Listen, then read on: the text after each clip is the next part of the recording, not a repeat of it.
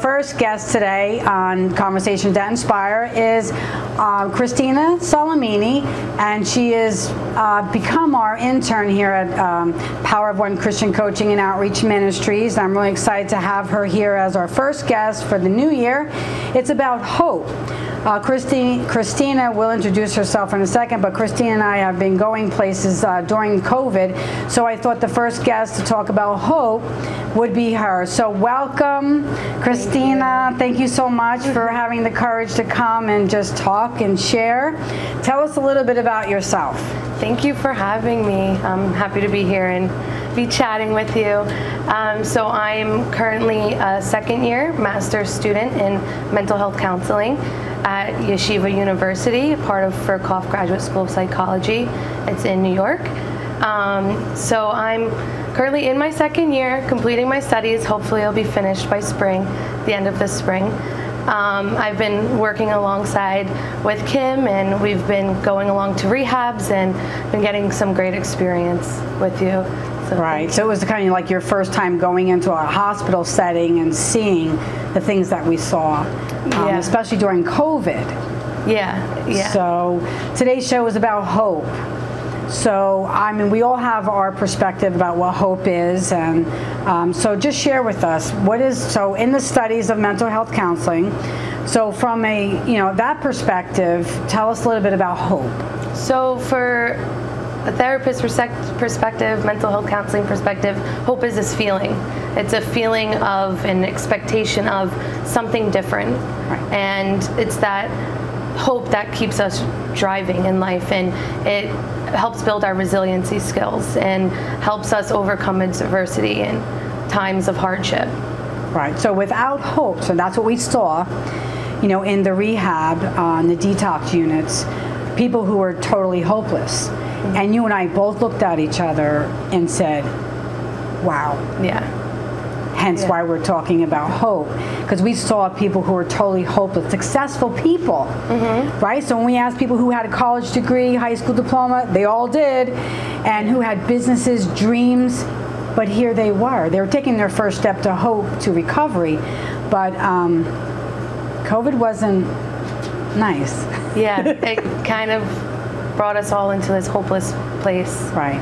And not being able to see the light at the end of the tunnel. Right.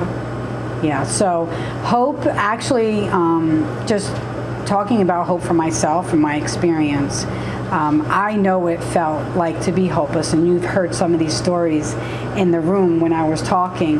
But one thing that kind of brought to my attention, even just sitting here and talking about hopelessness, it's like, what does Kim know about hopelessness? I remember over 20 years ago, I struggled with hopelessness, and I remember glancing out of the window, so bringing us back to detox, bringing us back into this hopeless setting, really, I remember that time staring out the window and just looking outside, watching cars go by. Everything I had was gone. Everything. My hope and dream to be this publisher of a newspaper, a successful one, was actually gone. And I actually didn't even know where to start. But I do know where I started, but it was months where I felt like I was just in this isolation. I had no support group, I had no church group, I had my family, my brother, I used to call him on the phone, he would ride his bicycle over to the house and say, sis, you're okay, you're okay. I mean, I want to cry. But it was like, if without support, you can go down to that isolation and then depression. So what are some of the steps? Let's talk about some really positive things about getting there. We're going to bring on some guests, right? We're going to find some people who can talk to us about all different perspectives of hope. Because it's not just my perspective and your perspective. And I mean, okay, so there's this grandiose hope, right? General hope, but there's a deeper hope. So for me, I'm talking about a hope where it's, for me, is a reservoir of emotional strength. It's my power source. So when I am discouraged again, I'm going to go dip into my hope bucket and just lavish it on me and just say, okay, hope, I got this. It's going to be okay. I self-preach. I self-talk. So what is, from a counseling perspective, how would someone really Talk about that. Remember the mental. Yeah. Not that cognitive. Yeah. So we talk about this often. We study many different perspectives in counseling school, and for me, one that really resides with me is the cognitive behavioral perspective and mindfulness perspectives. So cognitive behavioral perspective, simply put, is basically we have these limiting beliefs about ourselves, others, in the world, and there's events happen that trigger these beliefs, and those beliefs form our thoughts, and then we get into negative thought processes sometimes, and then we act in ways that will prove that belief. Right. And we call that the worry wheel. Yeah. So you're just spinning around because your thoughts are created to your emotions, and then you have your outcomes, and here's the evidence, and it just keeps repeating itself. Exactly. So like one of the first steps would be identifying those limiting beliefs and really recognizing like that this is a negative perspective, this is a negative outlook on this situation, and then really accepting it, because we have to realize that it is not, whatever your perspective is or whatever the situation is, it might not be that great. So we have to accept that and then make new steps, new goals towards achieving whatever it might be, and changing that perspective to really find the small things and the little steps that we can reward ourselves and give ourselves a pat on the back for. Right, so this reservoir of hope, emotional strength that I was talking about, so those are the things that you were successful with, right? So when I'll journal it, I'll even make a hope map, and I'll just map out all these wonderful things that I was successful with, but yet there's still these things that I'm not that good at. Listen, I do a lot of stuff. I'm not good at everything. Yeah. But there's one thing I can do. So I focus on the things I can, right? And not the things I have no control over, or I'm not good at it. And that's one part of being a human, is embracing that imperfection, that we're not all going to be perfect in all aspects of our lives. And being gentle with yourself, and really like speaking to yourself like you would speak to a friend. You know, how you support your friends and say, you got this, you're going to be great at this. Speak to yourself that way. Build your hope, and that's how you would. I mean, sometimes that means you got to spend some quiet time by yourself. So being bombarded with being busy, that means that sometimes you're procrastinating to really deal with self. Yeah. Right? Because self can be complicated. Self is messy. For sure. If you sit here and say that you don't have any cognitive distortions, no. We all have some messy stuff. Yeah. I always say in our groups too, is like, we're not born into these perfect homes. There's no such thing. No. So as we get older, we've developed some emotional memories that really aren't healthy. So, but if you come from a home like, you know, upbringing like I have, from poverty, from dysfunction, you got a lot of work to do. And I tell people, right, it's work, but it's so worth the work. Yeah. Because then you get a peace inside that, you know, you can do things. So what are some, I don't know, what else could we say about hope? I mean, getting there is a journey. For sure. Yeah, it's really, I think it's looking at the positives in each day, you know, whether it be getting up out of bed, you know, for some people that's a great goal. For some people, showering is a great goal, you know. Right. Like those little things, and really rewarding ourselves and giving ourselves a pat on the back, and really saying, you know, I did great today on this small thing, and recognizing that each small step gets to a bigger outcome. You know, the saying, Rome wasn't built in a day, you know, so. Hope wasn't. Exactly. Hope is a process. It's a process. It's an action word to me. Because hope without action is hopelessness. Because, I mean, they say it's like, you're waiting. You're hoping for something good to happen. Okay? I know that later on we're going to be talking about biblical hope, because that hope is different. It's more powerful than just a generalized hope. Oh, I hope that Daddy gets home so we can, you know, go out and play ball. I mean, that's a different feeling. That's just hopeful. But when you're really confident in what you're hoping for, That's different. It takes actions. It takes, you're moving in it. You're not just sitting idle waiting. Oh, I hope to be a chemist one day, but you don't even sign up for college. We hear this all the time. Yeah. People say, oh, I want to be a teacher, I want to be something. Are you in college? No.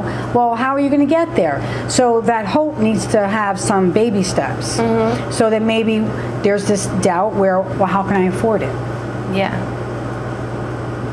Yeah, you get into a spiral of self-doubt. You'll list shame. all the reasons why you can't instead of thinking about how I can. So those are overcoming obstacles. Yeah. Hope helps you overcome those obstacles. Yeah. Because it's like, you know, you can come up with 1,000 excuses. So is it maybe worth, like self-worth? Am I even worthy of it? I mean, there's a lot of obstacles to getting to be hopeful. So that's a part of like the limiting beliefs. And if you really feel worthy, or maybe you have a belief deep down that's I'm not worthy of X, Y, and Z. Right. You know, so that can also limit our hope, limit our ability to take action, our want to take action, you know. So you think people that are stuck, so as from a counseling perspective, how would you really help someone start, you know, getting unstuck? What would be the first step that we could tell people? So kind of, I think from my perspective, it's kind of like what you brought up earlier, really sitting with yourself and going within and really reflecting on, okay, this is my troubles, these are my beliefs, these are what's holding me back, these are all of these insights that you can get on yourself, really give you greater self-awareness, and then really you can look at your situation from an objective perspective, like without having the emotional attachment to it, where you can really make these logical, rational decisions and start making steps towards the goal that you might have in mind. Right. So I mean, what made you want to become a master, go for your master's in this field? I mean, because that's a goal. That's a hope of something that was placed inside of you. That's a desire, right? So I'm always saying, what's the perfect atmosphere you want to work with? So that by us going into the hospital, you're getting a feel for what it's like. Could you see yourself there all the time? And you see those women and men who are working in that environment.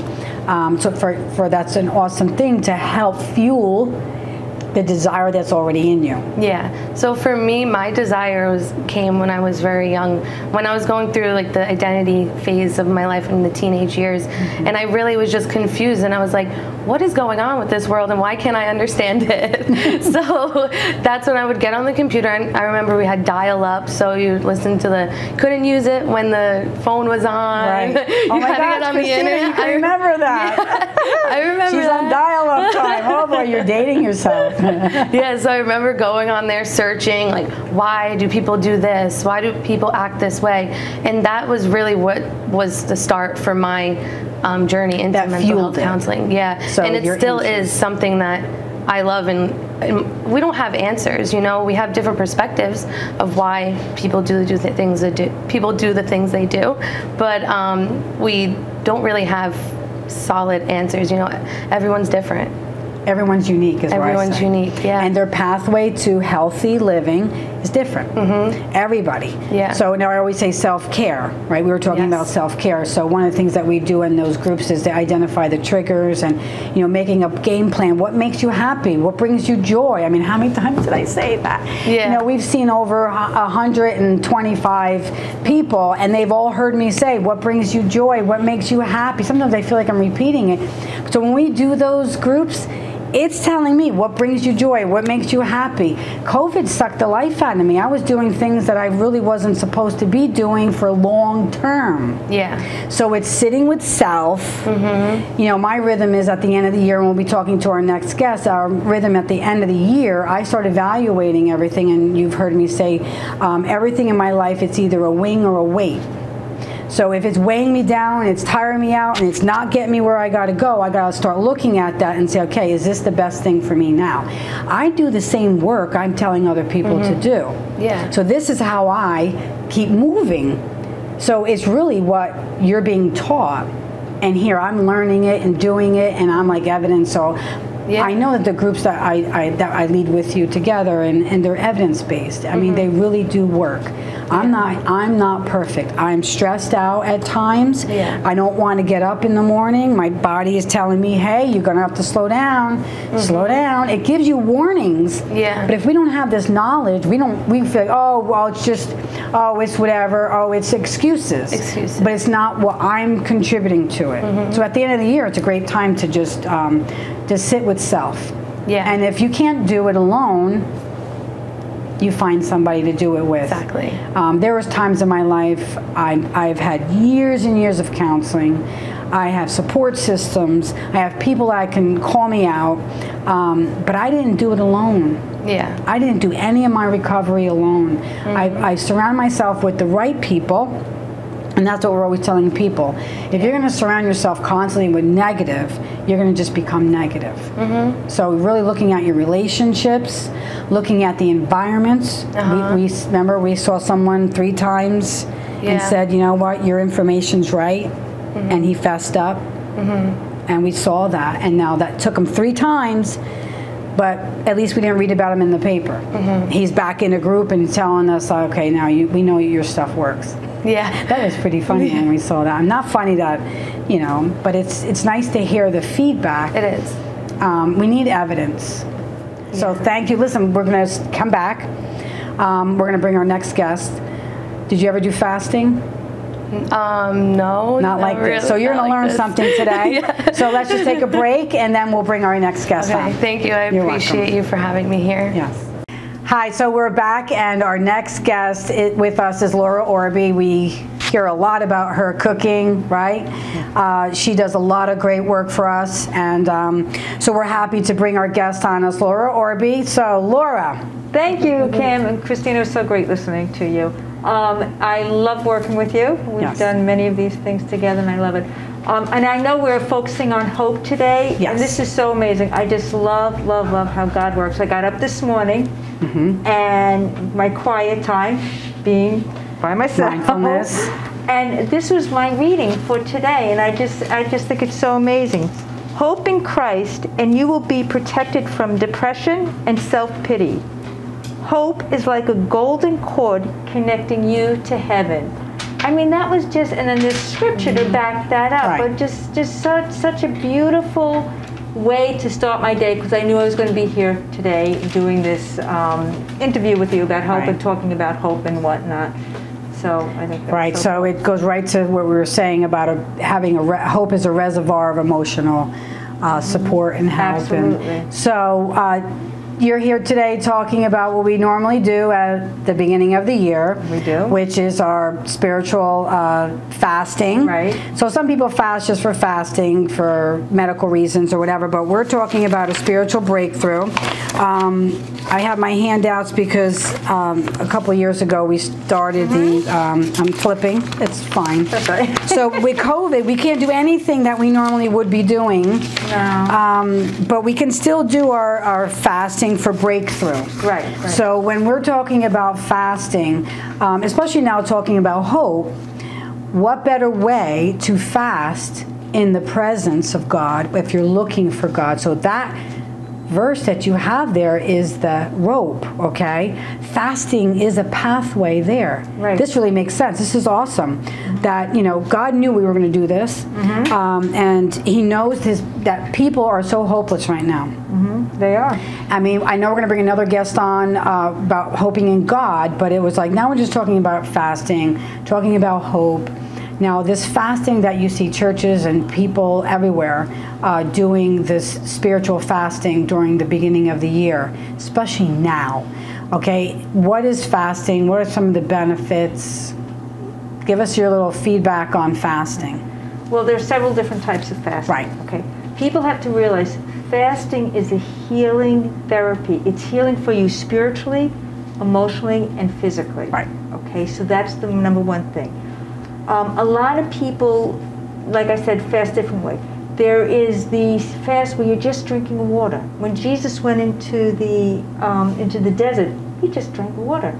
I'm not really recommending that, because that really should be under medical. Especially if you have health conditions. Right. I could never do that. No. I would be shaking like this with low sugar and on the floor. I do not recommend that at all. I'd be more unless cranky. You're under medical I need an supervision. apple. Yeah. Sorry, I'll squeeze the juice out of an apple. Then there's fasting where you're just having juices. I can't even do that. No, that's understandable. Then there's fasting where a lot of people do what's called intermittent fasting, whereas they give up food for a certain amount of hours. So let's say you finish eating 7 p.m., okay? You don't eat again till, let's say, 1 o'clock the next day. So you have a small window of time that you're eating it. So it's not like you're getting up in the morning, you're having breakfast, then you're having lunch, and then dinner, and then snacks, and everything else in between. What you're doing is you're limiting your time of eating. So you get up, let's say you have water, go through the day. At 1 o'clock, you start eating. Okay. And you don't overindulge, of course. You eat, and then by 7 p.m., 6 p.m., whatever, you stop eating. And then you don't start again to whatever time you said. Right. I'm just saying 1 o'clock. So instead of eating, we're supposed to be praying. Exactly. Sitting in the presence, journaling. Right. Okay, so now you got these hunger pains and your body is shaking and you're cranky. The first 7 days you're pretty much cranky. So Christina's never really done a spiritual fast. Have you ever done a fast? I've tried. I've dabbled with the juice cleanses and things like that. But so spiritual fast is totally different. I mean, because I know that one thing that I remember reading is you don't fast unless you feel that God tugging you, the Holy Spirit tugging you. You're fasting because you want to press into God. You want to get to know Him and have Him speak into a situation. You want breakthrough. Something's happening and you really want to. You can fast the simple food thing, or you could. Well, like I said, you could fast from food. Right. You could fast from social TV, media. From social media, from anything that's taking you away from or taking your time away from being away from God and self. Right. Okay. Right. So whatever that is. Right. Exactly. Right? It could be anything. Some people fast 1 or 2 things, and that's fine for them, because that's the thing that gets their focus off of God. Right. It's a distraction. It's a distraction. So fasting kind of brings us back, and we see that in the life of Jesus. Yep. So I mean, as a Christian, people in the Bible have fasted. Like you think of other cultures fast. Oh yes. They all fast. Yes. People fast. All cultures fast. Yes. Yes. Which would be really good to get some other cultures in here too that talk about fasting. Yeah, you think about the Muslims. They fast during Ramadan. That's a form of intermittent fasting. They don't eat during daylight time, and in the evening they have their meals. And that's it. Right. Right. So, and they're pressing into their beliefs. They're pressing into their faith. Now we're talking about like hopelessness, and we're trying to really pull from that reservoir of memories of successes that we've had in our life. So when you're fasting, there should be like, we have that handout. I have it with me. So when we did our fasting for breakthrough, there was a handout we gave people. Right. Set the date and the time. When will you start your fast? How many days will it last? So you set a plan out. Right. Right. So you don't just say, "Oh, I'm gonna fast." You have no plan. You have no idea what you're fasting for. So when you're fasting, you want to have a game plan. So one of the 2 questions I remember we have here, it says, "What are the areas in your life that are out of order?" So right now with COVID, a lot of our lives are out of order. Absolutely. We need to refocus. So people are dealing with such intense grief. I'm talking intense. They may even be watching and listening to us right now thinking that we're nuts, but they're dealing with such deep pain. Absolutely. When you spend some time alone with that grief, especially in a fasting time, God comes in and He just purges it out. He'll fill you up. I remember my darkest times where I was so without hope that I fasted, didn't even realize what I was doing, and I was fasting because I was praying to God. I wasn't eating because I wasn't hungry, but I was praying and praying and praying. And here I learned that later on that, Kim, you're fasting. What do you mean I'm fasting? Well, you're spending your time, petitioning heaven. You're banging on heaven's door. That's what fasting really is. There was and it worked. I've seen such great breakthrough in my life. Absolutely. 2 years ago, I wrote down I was fasting about one thing, fasting and praying about one thing. And one of my hard things is sitting quiet. I'm just one of those people, I get up in the morning, I start going, and that's my day. And for me to just sit quiet, that's actually a fast for me, because I'm giving up my running around time to be quiet. So I was quiet before the Lord every morning, just journaling, and what I started to fast and pray about, boy, he brought me in a totally different direction and showed something else that I really needed. And that was so beautiful to me. Like, it was, I can't even put into words what it did for me. And all those times when I wasn't eating, I was praying and just really pressing into him and really sitting down in the Word. Right. You know, those times when those hunger pains would come and whatnot, all right, it's time to pray. Right. That was a reminder, it was time to press into him. Right, so you need to have some scriptures, you need to have a game plan. You can't just go out there and fast and think you're going to... I mean, God is not looking at you to starve yourself.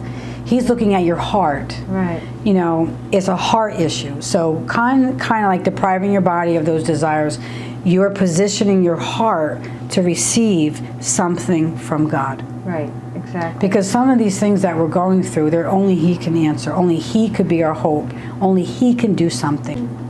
There is addiction to food. A lot of people right now during COVID, because they're home and this has become their addiction. And giving up, and earlier you said about headaches and feeling cranky, that's the sugar getting out of your body. Yeah. That's all the chemicals getting out of your body. One of the things I know, big focus this time of the year is the Daniel Fast. And the Daniel Fast is basically eating a vegan diet with no processed foods at all. Right. No white flour, no white sugar, no white rice, no chips, nothing fried. It's a true, like, eating from the earth, basically. Right. And a lot of people are realizing, oh my gosh, I am really going through a bad time now. I'm tired. I have headaches. I have, like you said, you're shaking, whatever. But you get through that. Right. Drinking a ton of water helps tremendously to flush all those toxins out of you. Right. To get rid of it. So one of the other things about, and we can probably kind of sum up this fasting thing. I know that because of COVID, we can't be in person, so we didn't have our breakthrough session that we normally would gather people who are interested. So right now, let's just say if someone wants to start a spiritual fast, I mean, get connected to your churches, right? I mean, that's a source right there. Find a church that does this. Right now, there's a lot of churches out there that are going this route. We've been talking about this. I've been doing fasting, I don't know, 14 years, 15 years, for a long, long time. Yep. Ongoing. We've been doing this is my rhythm. So my rhythm is in January, start journaling, what's out of control, where am I getting my worth from, where am I pulling? So spiritual leaders, big people, do this. They don't share it, but they do it. I really like that, how you brought up that you can fast from anything. Really, it's not just about food, and how I feel like my mind automatically goes to food fasting. Right, you know? right. And then when you said anything, I was like, wow, you know, that's true. It is. It's completely true. There's so many things that you can fast from. You don't even have to start in January. Whenever you feel the lead to fast, you can do it. Right. So to sum it up, so I'm looking to do a social media, I'm scared. Fast. Ooh. Because I've improved my eating a lot, but I mean I'm still going to continue eating healthy, but I think this right now with watching too much news and social media, the way to go right now is to limit, maybe take it off my phone so I can't get to it, but maybe once or twice a day, because I still need to check all this stuff, but not constantly every time my phone screams. But get that off, and then when I had those urges, I'll pause for a minute and say, you know what, God, I know you got me covered. It can wait. It's not important. I'm going to get through this, and you self-talk yourself so that you're not. So listen, so I'm excited. Laura, we've journeyed. I don't know where we're going to go with this, but I know that if people are out there that need help, you can definitely help them like you helped me. You don't want to do this thing alone, especially with eating. If they have eating disorders, they can reach out to you, correct? Absolutely. Yeah, they can reach out to you. Contact you, and they can contact me, and we can get them to connected to some help. Yes. So listen, we want to wish everyone a very happy New Year. Happy New Year. Right? We're hoping for a brighter tomorrow, and we're going to start by this. We're going to start talking more about hope and how to get there and how to achieve it. Right? I think that sounds like a good game plan. Yeah. We got a plan just for what we're doing. So I'm really excited to have both of you here. And listen, we have to get through this. And we will. We have the hope and promise, right? We have the hope and promise that we will get through this. Yes. So thanks. Amen. Thank you for having me.